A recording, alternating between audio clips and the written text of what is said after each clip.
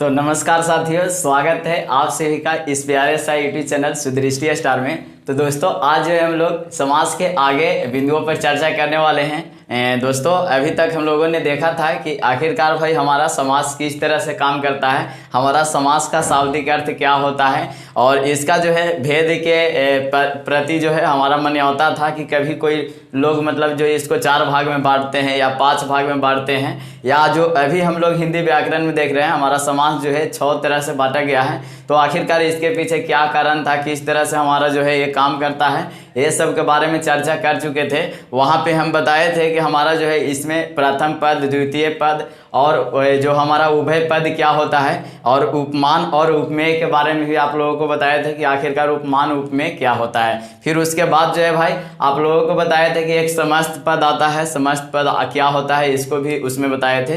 तो अगर आप लोग वीडियो नहीं देखे हैं भाई तो आप लोगों को यहाँ पे आई बटन में वीडियो मिल जाएगा, और उसके बाद जो है भाई आप लोगों को डिस्क्रिप्शन में भी ये वीडियो मिल जाएगा, आप लोग जाकर के देख सकते हैं। अब जो है हम लोग भाई समाज के अगला बिंदु पे चर्चा कर रहे हैं कि आखिरकार भाई और हमारा जो है क्या क्या चीज़ इसमें काम में आने वाला है। तो भाई अभी तक तो हम लोग जो है समास के अर्थ जान रहे थे, लेकिन इसमें बहुत ही एक खास बिंदु आने वाला है आप लोगों को, जिसको हम लोग समास विग्रह के नाम से जानते हैं, ठीक ना। तो समास विग्रह, ये जो हमारा समास विग्रह है भाई, समास विग्रह एक किस तरह से काम करता है इसको थोड़ा सा समझिएगा। तो विग्रह जो हम लोग देखे थे भाई, यहाँ पे अगर बात किया जाए तो विग्रह से पहले भी हम लोग भली भांति परिचित है। जब हम लोग संधि में पढ़ रहे थे तो आप लोगों को बताया था कि संधि का अर्थ होता है मेल, मित्रता, समझौता या जोग आप लोग बोल सकते हैं, जुड़ाव बोल सकते हैं। तो वो जो जुड़ना किसी चीज़ को होता था वो जो हमारा था संधि का शाब्दिक अर्थ था, लेकिन उसका जो उल्टा था विच्छेद या विग्रह था, ठीक ना। तो विग्रह का मतलब है भाई जुड़ेगा नहीं, हटेगा, ठीक ना। तो यहाँ पे जो है भाई हम लोग समास में भी विग्रह करते हैं, यानी कि इसको जो है एक दूसरे से हटाते हैं। तो ये जो हमारा समास में विग्रह जो होता है उसको हम लोग समास विग्रह बोलते हैं, ठीक ना। तो ये किस तरह से काम करता है इसको थोड़ा सा समझते हैं। जैसे आप लोग समास में देखिएगा, जैसे हवन सामग्री वहाँ पे देखे थे, हवन सामग्री, हवन सामग्री। तो यहाँ पे हमारा क्या था, हवन के लिए सामग्री, ठीक ना। यहाँ पे क्या था, हवन के लिए सामग्री, हवन के लिए सामग्री। ये जो है भाई हमारा देख रहे हैं यहाँ पे था हमारा संक्षेप इसका था, यानी कि कहने का मतलब है भाई संक्षिप्त रूप था यहाँ पे, जिसको आप लोग समास के नाम से जाने थे, यही जो है हमारा समास के अंतर्गत था।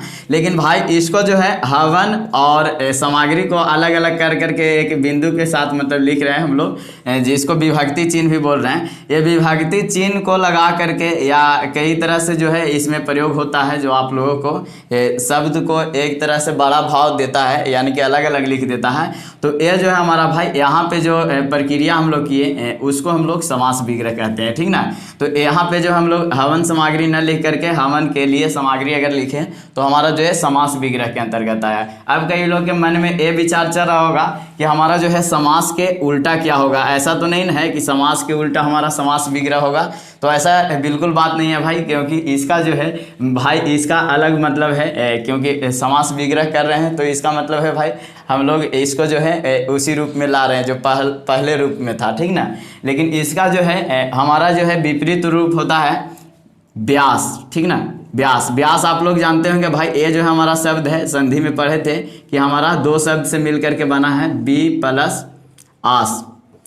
आस के मतलब आप लोग समझे थे, आस का मतलब होता है भाई आसन, आसन मीन्स बैठना, और बी का मतलब अलग, यानी कि अलग अलग जो बैठ जाएगा भाई, यानी कि अलग जा करके बैठ जाएगा, उसको हम लोग जो है व्यास बोलते हैं। व्यास यानी कि व्यास आप लोग देखते होंगे, एक हम लोग मैथ में पढ़ते हैं वृत्त का व्यास, ठीक ना, वृत्त का व्यास।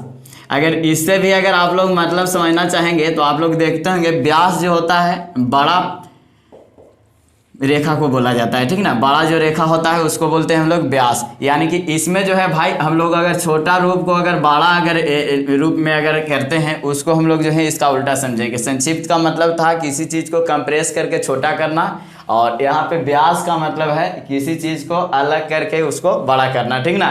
तो इसका अगर उल्टा अगर कहीं प्रश्न में पूछे तो आप लोग बोलिएगा कि इसका जो है उल्टा होगा व्यास होगा, ठीक ना। जिस तरह से आप लोग समझ सकते हैं, यानी कि छोटा का बड़ा रूप। तो अब भाई आप लोगों के मन में ये सवाल उठ रहा होगा कि आखिरकार भाई हम लोग अब इस वीडियो में क्या क्या देखने वाले हैं। तो देखिए भाई, इस वीडियो में है हम लोग जो है इसके भेद को देखने वाले हैं, जो हमारा हिंदी के मूल रूप से जो भेद माना गया है अभी कुल, तो हिंदी के कुल भेद के बारे में देखेंगे। हिंदी के कुल माने गए भेद, माने गए भेद या प्रकार, जो भी आप लोग बोले, ठीक ना। तो ये जो हमारा अभी जो आप लोग के मन आता है भाई, हमारा 6 प्रकार से है, कल बताए थे। तो इसमें हम लोग चर्चा करेंगे आज। पहला तो है अव्ययी भाव समास के, ठीक ना। अव्ययी भाव, अव्ययी भाव समास है भाई। इसमें जो है हमारा प्रथम पद प्रधान होता है, बताए थे। तो प्रथम पद प्रधान को देखने वाले हैं। फिर उसके बाद जो है हमारा भाई इसमें एक देखेंगे कर्मधारय, जो कर्मधारय और जो हमारा द्विगु समास था, ये जो हमारा तत्पुरुष समास के भेद था, ठीक ना। तो ये जो कर्मधारय और द्विगु दोनों समास को भी हम लोग देखने वाले हैं, द्विगु समास को भी। यानी कि कहने का मतलब है भाई, ये दोनों का जो है हमारा अंतिम पद यानी कि पर पद या तो द्वितीय पद भी बोल सकते हैं। इसका जो है द्वितीय पद प्रधान हमेशा होगा, द्वितीय पद का ही वैल्यू है। और इसमें जो है हमारा भाई प्रथम पद प्रधान होगा। तो प्रथम और द्वितीय पद को ही प्रधान वाला को देख रहे हैं, और इसको पूरा निश्चित रूप से हम लोग समझेंगे बहुत अच्छा ढंग से।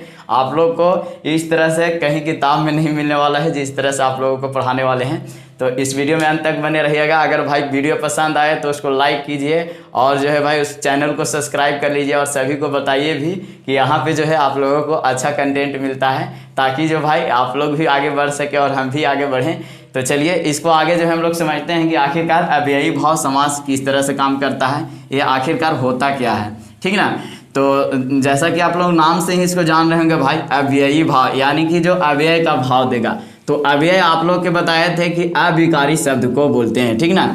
जो अव्यय जो होता है अविकारी शब्द होता है, तो अव्यय के जो भाव देता है उसको अविकारी कहते हैं, ठीक ना। तो ये जो है हमारा अव्यय का भाव देने का मतलब है भाई, जिसमें जो है कोई परिवर्तन नहीं होना चाहिए। वहाँ पे आप लोग के बताए थे कि जो भी अव्यय होता है उसमें कोई परिवर्तन नहीं होता है, वह दिनों दिन बढ़ रहा है। तो दिनों दिन वहाँ पे देखते हैं भाई, हमारा दिनों दिन में कोई परिवर्तन नहीं। सीता दिनों दिन बढ़ रही है, रही में प्रॉब्लम हो गया, लेकिन दिनों दिन में कोई अति नहीं कर सकता है, ठीक ना। या राम दिनों दिन बढ़ रहा है, ये हो सकता है। तो यहाँ पे अव्यय जो है भाई, इसमें जो है कोई परिवर्तन नहीं होता है। तो पहला हम लोग अव्ययी भाव समास के बारे में बात करने वाले हैं। अव्ययी भाव, अव्ययी भाव समास, अव्ययी भाव समास, इसका नाम से आप लोग जाने भाई कि आखिरकार जो है अव्यय का जो है अर्थ देगा। इसमें जो है भाई हम लोगों को होता है क्या कि प्रथम पद प्रधानता दर्शाता है। प्रथम पद प्रधानता के मतलब है इसका जो है प्रथम पद जो है, मैंने पहला जो पद हो पहले जुट करके जो होता है वो उसका जो है सदैव प्रधानता रहता है, ठीक ना। तो हमारा जो है इस तरह से कैसे काम करता है, इसका एक पहला नियम देखते हैं। कई तरह से इसमें नियम है, ताकि आप लोगों को जितना भी इससे रिलेटेड निशानी हो पहचानने में कोई दिक्कत ना हो। क्योंकि भाई हमारा 2 तरह से क्वेश्चन करता है। पहला तो एक क्वेश्चन करता है कि आप लोगों को देगा और पूछेगा कौन से प्रकार से है, इसका में कौन से भेद में इसका रखा गया है, ठीक ना। पहला एक उदाहरण देगा, उसको जो है आप लोगों को बताना है कि इस भेद के अंतर्गत आता है, या इस प्रकार के अंतर्गत आता है, या इस समास के अंतर्गत आता है, ठीक ना। और दूसरा तो भाई दे देगा भाई कि इसको आप बताइए विग्रह करके, ठीक ना। यानी कि दूसरा जो है समास विग्रह के लिए पूछता है कि समास विग्रह कीजिए, इसको विग्रह कीजिए। तो विग्रह करना बहुत ही आसान है, ठीक ना। आप लोग इसको भी समझ ही लीजिएगा किस तरह से विग्रह होता है। तो ये जो है भाई इस तरह से क्वेश्चन करता है, और आप लोगों को इसी को ही जवाब देना होता है, ठीक ना। तो इसका जवाब जो है आप लोग बहुत ही आसानी भाव से दीजिएगा। आप लोग समझ सकते हैं किस तरह से काम करना है इसमें, ठीक ना। तो ये पहला जो नियम कहता है कि हमारा जो है पहला पद या तो अव्यय होना चाहिए, अव्यय या उपसर्ग होना चाहिए, ठीक ना। अव्यय या उपसर्ग है।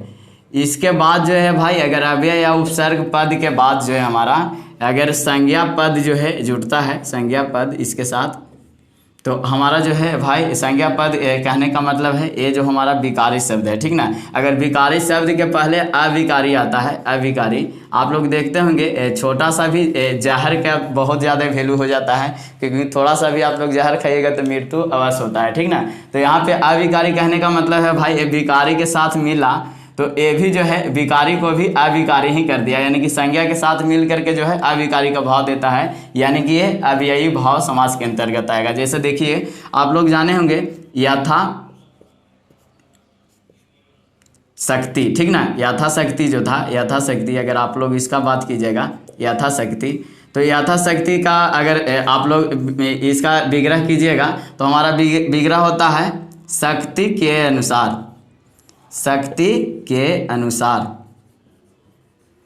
शक्ति के अनुसार। यहाँ पे जो देख रहे हैं भाई यथा जो है ये हमारा है, कहीं भी आप लोग लगाइएगा तो इसका चेंजिंग नहीं होगा, ठीक ना, लेकिन ये जो शक्ति देख रहे हैं हमारा जो है संज्ञा के अंतर्गत आता है, ठीक ना। तो ये जो है हमारा भाई इस तरह से काम करता है, यथाशक्ति या आजीवन देखते हैं, आजीवन, आजीवन ये जो है हमारा, या पेट भर आप लोग देखते होंगे, पेट भर, पेट भर। तो ये जो पेट भर देख रहे हैं इसमें तो पहले संज्ञा आ जा रहा है, बाद में जो है हमारा भाई अव्यय आ रहा है, अव्यय या उपसर्ग भी कभी कभी आ जाता है। तो ये जो है हमारा भाई बाद में अगर जुटेगा तो प्रत्यय आएगा, प्रत्यय भी है एक तरह से अविकारी शब्द है, यानी कि अव्यय है।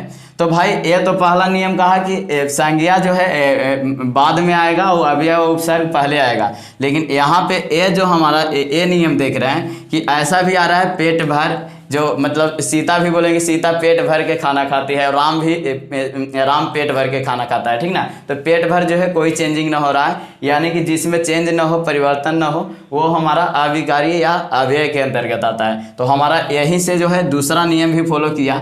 दूसरा नियम क्या कहता है भाई, कहता है कि पहला या तो हमारा जो है संज्ञा के बाद आएगा, संज्ञा के बाद जो है अव्यय आता है, ये हो जाएगा अव्यय। अगर संज्ञा के बाद जो है हमारा अव्यय आता है भाई, तो इसका जो है कि इस तरह से काम करता है, अव्यय या प्रत्यय हो सकता है, प्रत्यय भी जो है हमारा एक तरह से समझिए तो अव्यय या अविकारी शब्द ही हैं, ठीक ना। तो इस तरह से भी अगर आता है हमारा संज्ञा के बाद भी अव्यय, जैसे आप लोग देखते होंगे हमारा कभी कभी जो है विवाहोपरांत लिखा हुआ रहता है, विवाहोपरांत। इसका मतलब आप लोग समझिएगा, यानी कि विवाह के उपरांत मीन्स बाद होता है।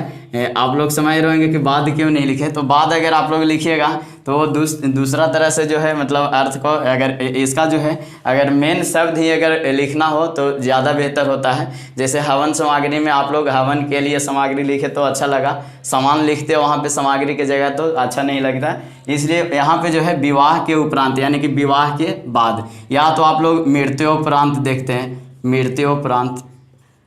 मृत्योपरांत या विवाहेतर देखते हैं, विवाहेतर।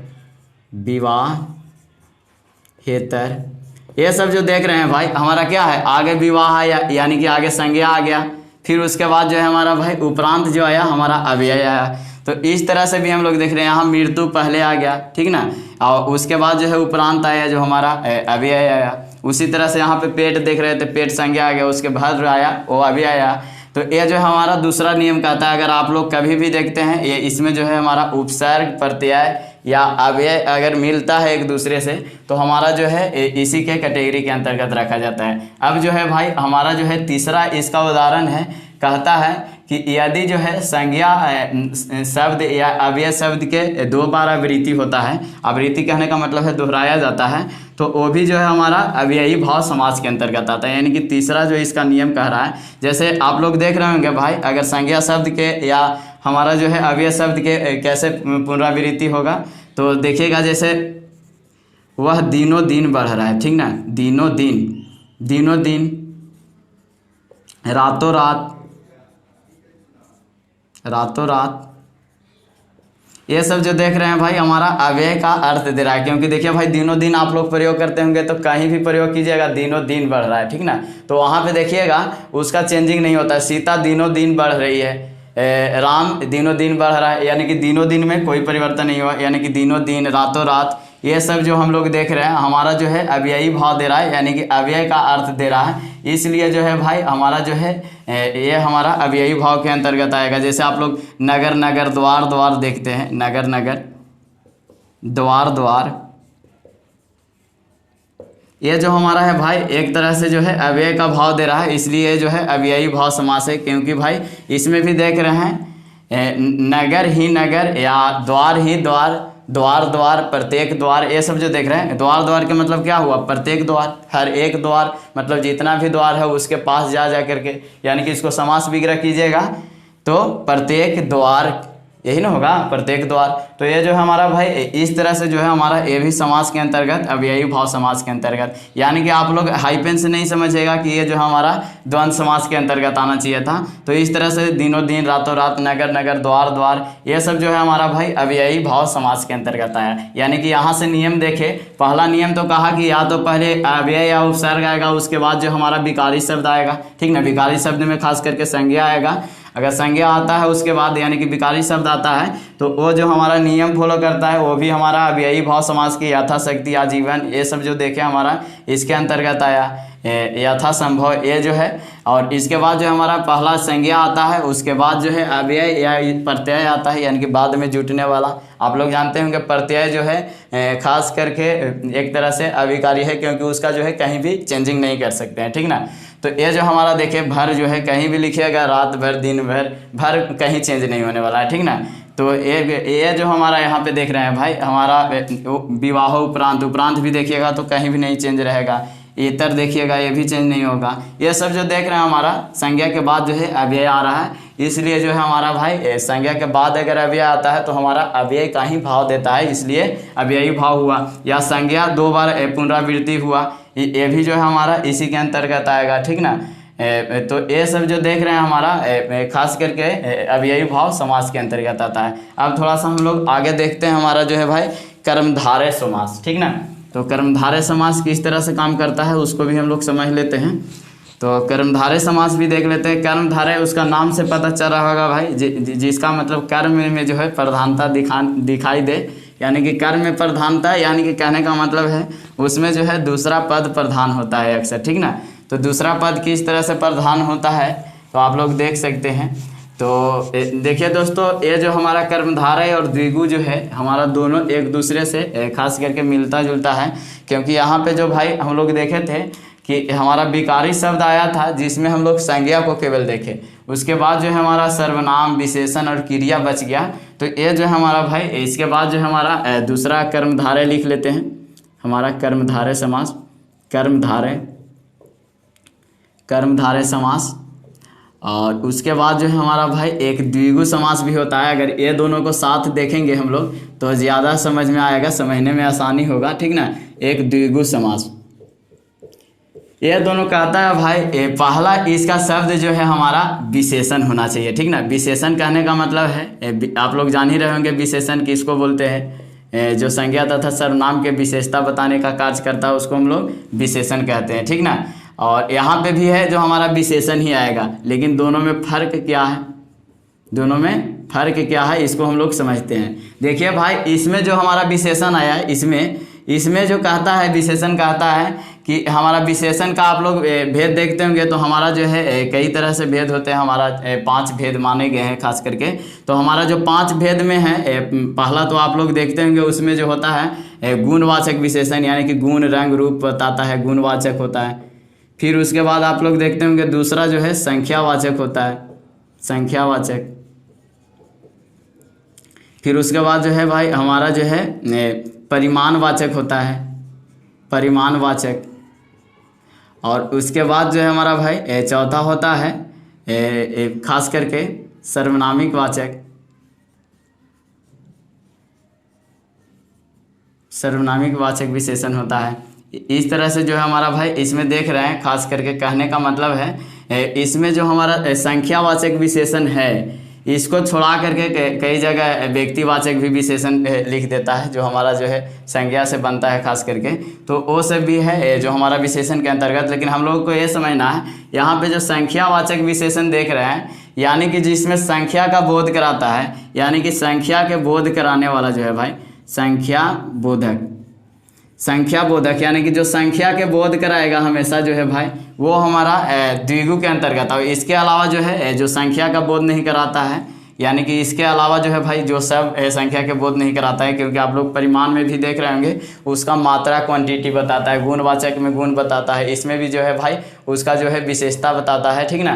तो ये सब जो हम लोग देख रहे हैं भाई, हमारा जो है अगर इसके अलावा संख्या के अलावा अगर कोई अगर आता है तो हमारा जो है कर्मधारय समास के अंतर्गत आता है। जैसे देखिए भाई आप लोग समझते होंगे महाकवि, महाकवि, महाकवि जो है महान है जो कवि, ठीक ना, महान है, महान है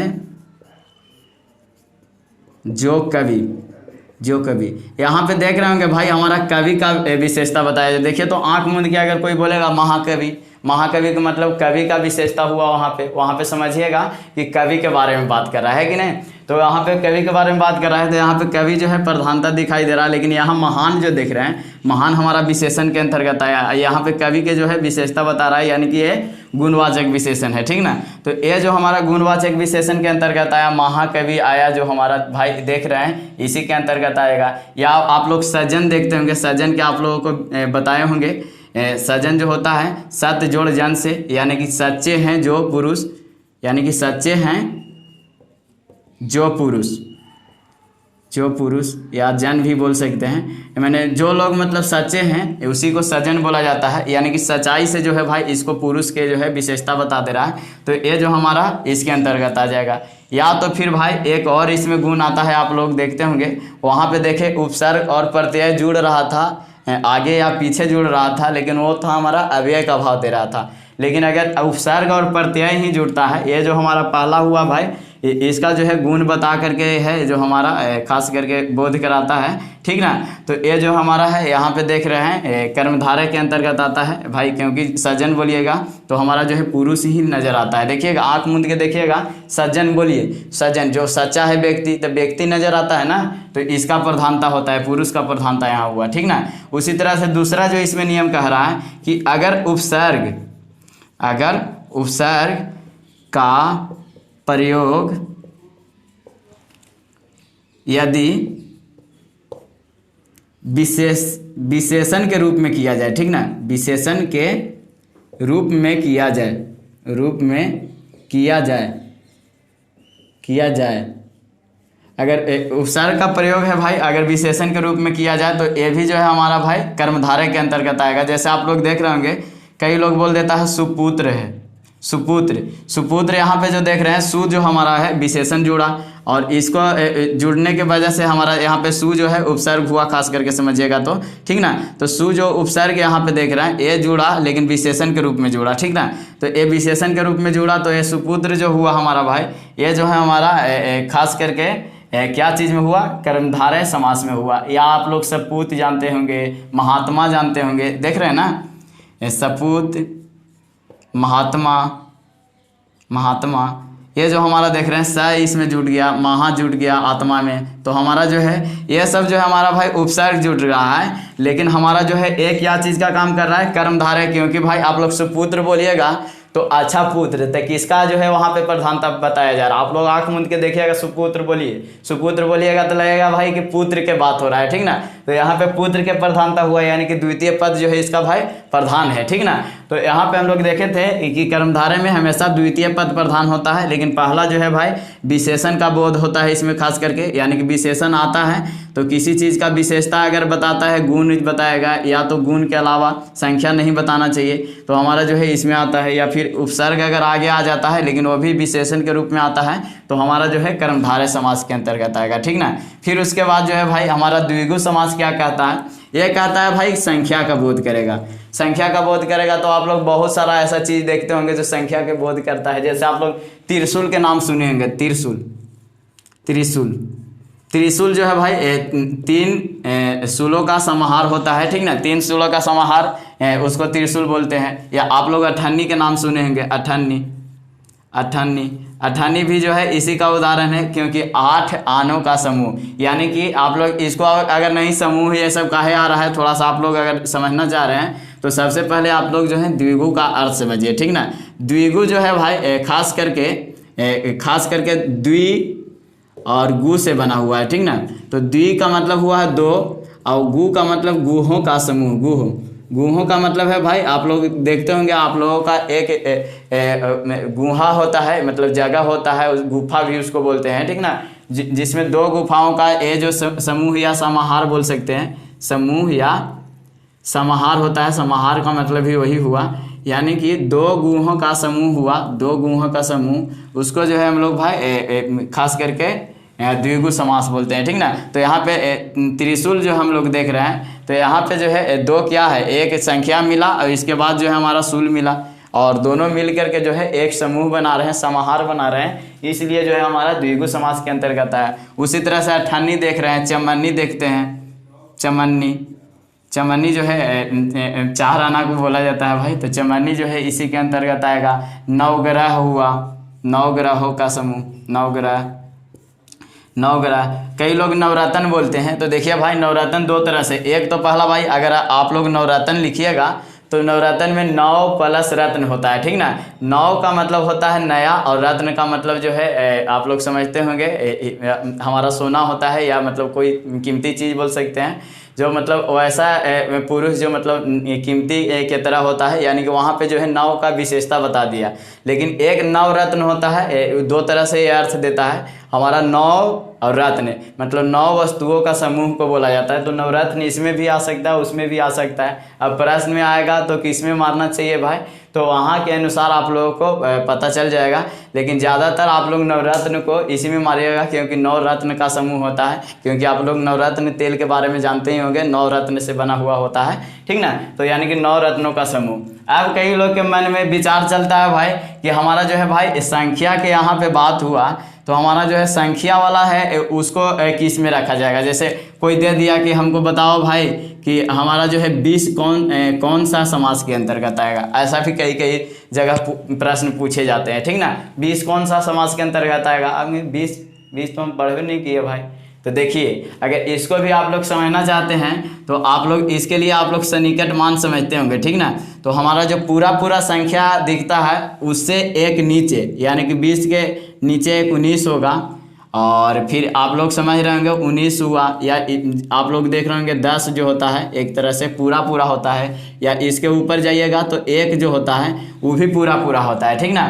तो ये सब देख रहे हैं 1, 10 या 20 या 19 देख रहे हैं, एक कम भी हो तो इसी तरह से आप लोग जाइएगा तो 99 भी और 100 भी, ठीक ना। ये दोनों 100, ये सब की अगर बात किया जाए तो इसको अगर बात कीजिएगा तो विशेषता एक तरह से देखिए, इसको शताब्दी 100 के तो शताब्दी शतक बोलता है आदमी। तो शतक जो हुआ, क्या हुआ, शतक हुआ जो हमारा 100 का मतलब जो है विशेषता 100 आदमियों से मैंने उस सब से बता रहा है, तो हमारा जो है शतक के अंतर्गत आया। तो ये जो है हमारा, इसके बाद जो है हमारा भाई इसको अगर बात कीजिएगा तो हमारा इसके अलावा जो बचा इसके बीच में, यानी कि 2 हो गया, 3 हो गया, 4 हो गया, इसी तरह से 8 तक जो है हमारा, और 24 जो है 25 हो गया। ये सब जो हम लोग देख रहे हैं भाई, अगर इसका अगर बात किया जाए, बीच वाला के बात किया जाए तो क्या होगा, 20 और 4, ठीक ना। यहाँ पे अगर 2 के बात कीजिए, 1 और 1 2, इस तरह से बोलता है ना आदमी, यानी कि 2 और 5 25, ठीक ना। इसी तरह से बात करता है। तो जिसमें और लगता है तो आप लोग अगर आगे पढ़िएगा तो उसको हम लोग भाई द्वंद्व समास के अंतर्गत रखते हैं, ठीक ना। द्वंद्व समास, ये जो हमारा द्वंद्व समास यानी कि 2 तरह से व्यू देता है, दोनों इसमें प्रधान होता है। लेकिन ये जो है भाई अगर एक का अगर विशेषता केवल हो रहा है, एक का गुण बता रहा है, तो ये जो हमारा है भाई द्विगु समास के अंतर्गत रखा गया। यहाँ से आप लोगों को स्पष्ट हुआ भाई कि हमारा जो है मेन रूप से या तो पूरा अंक हुआ, जैसे आप लोग देखते होंगे 10, 20, 30, 40, और इसके एक कम, यानी कि उसको क्या बोलिएगा, 29 के क्या बोलिएगा, 30 में एक कम, 30 में एक कम। तो उससे तो नहीं पता चला, और तो नहीं लगा, तो और नहीं लगा तो यानी कि उसका जो है एक कम से जो है उसका बुराई बताया जा रहा है कि नहीं। 30 से एक जो है उसका कम है तो उसमें बुराई है, ठीक ना। तो एक कम होने के चलते भाई उसका जो है विशेषता बताया गया, गुण बताया गया भाई। तो ये जो हमारा द्विगु के अंतर्गत आ गया। लेकिन द्वंद्व में था 24 बोले तो 24 में 2 और 4, 45 बोलिएगा 4 और 5, ठीक ना, माता और पिता। तो आप लोग जो है द्वंद्व समास में इसको रख दीजिएगा और इसको द्विगु समास में। तो यहाँ तक जो है आप लोगों को सफिशिएंट हुआ होगा, समझ में आया होगा भाई, आशा करते हैं। तो चलिए मिलते हैं अब अगले वीडियो में, आप लोगों को इसके बाद जो है बातों पर चर्चा होगी। तो चलिए भाई, अगर आप लोगों की सच में जो है हमारा मेहनत पसंद आ रहा है भाई, देख रहे होंगे आप लोग पसीना पसीना होकर के पढ़ा रहे हैं भाई, तो आप लोग जो हैं हमें सपोर्ट कीजिए, चैनल को सब्सक्राइब कीजिए और जो है आगे लोगों को भी बताइए ताकि हिंदी ग्रामर के नॉलेज ले पाए। क्योंकि भाई हिंदी ग्रामर इतना ज़रूरी क्यों है, क्यों पढ़ना ज़रूरी होता है, आप लोग समझ रहे होंगे। तो हम आपको बता दें, हिंदी अगर आप लोग पढ़िएगा तो उससे जो है आप लोगों को शुद्ध शुद्ध बोलना आएगा। इसलिए कहा गया भाई, जिसके पास बोली होता है वो दुनिया में सबसे महान होता है, ठीक ना। जो आप लोगों को बताया जाता है 2.5 अक्षर प्रेम का पढ़े से पंडित होए, तो जो प्रेम जो है आदमी यानी कि प्यार से बोलना, ये हमारा हिंदी भाषा से ही सीखिएगा आप लोग, ठीक ना। किस तरह से किसी के साथ बर्ताव करना है, ये सब जो है खास करके आप लोगों को हिंदी ही सिखाने वाली है। इसलिए आप लोग हिंदी को अगर ज़्यादा से ज़्यादा नॉलेज लीजिए ताकि आप लोगों के लिए बेहतर हो। कहाँ शुद्ध बोलना है, जैसे सज्जन देखे थे, सज्जन में कहीं नहीं लोग रहा था कि सच्चे हैं जो व्यक्ति, ठीक ना, तो वहाँ पे कुछ नहीं लोग रहा था। लेकिन वहाँ पे अगर देखिएगा तो सज्जन को उतना बड़ा चीज़ था, एक छोटा सा शब्द को बड़ा समझना था। लेकिन आप लोग बोलिएगा वो सज्जन व्यक्ति, आप लोग समझिएगा नहीं सज्जन क्या होता है, तो बोलने में भी कुछ अच्छा नहीं लगेगा। इसलिए जितना भी है भाई, आप लोगों के लिए हिंदी बहुत ज़रूरी है। तो आप लोग हिंदी पर बहुत ज़्यादा ध्यान दीजिएगा ताकि जितना भी आप लोगों के कम्युनिकेशन स्किल है सुधर पाए। कहीं भी किसी से बात करना हो या भाषण देना हो तो इसमें जो है आप लोगों को हिंदी व्याकरण की बहुत ज़रूरत होती है। क्योंकि बोला जाता है भाई, जिससे शुद्ध शुद्ध पढ़ना लिखना और बोलना आ जाए। और ज़िंदगी में पढ़ना लिखना और बोलना के अलावा आप लोग देखते होंगे अक्सर कोई काम नहीं मिलता है, ठीक ना। तो ये जो है आप लोगों को सुधारना बहुत ज़रूरी है। तो आशा करते हैं भाई कि आप लोग जो है हमें सपोर्ट कीजिएगा, आप भी आगे बढ़िएगा और हमें भी बढ़ाइएगा। तो चलिए सीधे मिलते हैं अगले वीडियो में। जय हिंद, जय भारत।